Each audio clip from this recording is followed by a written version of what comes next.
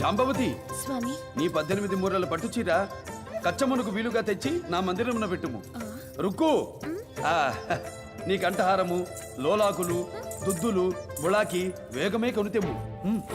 రమారమణి, నీ కంచుకమ్ము, అదే రవిక తీసుకొని రమ్ము. భగిని, టుడిగిని, గంధవతి, నీ గజ్జలు కొని రమ్ము.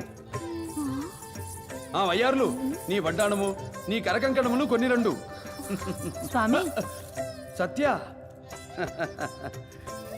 నీలాగా వాలు జడ వేసుకున్నట్టుకు వీలుగా జడకుచ్చులు సవరము కొని తెమ్ము.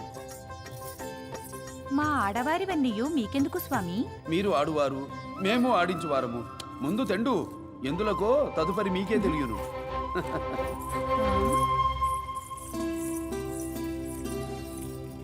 రుక్కక్క, మన స్వామికి చీరలు నగలు లోతట్టుడిగినీలు ఎందుకక్క?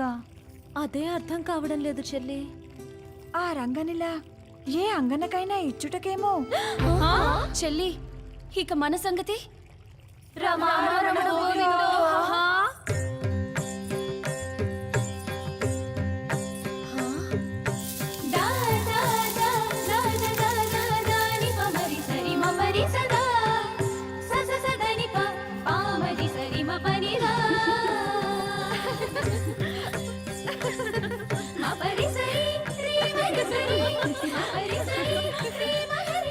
స్వామి, ఇది ఏమి?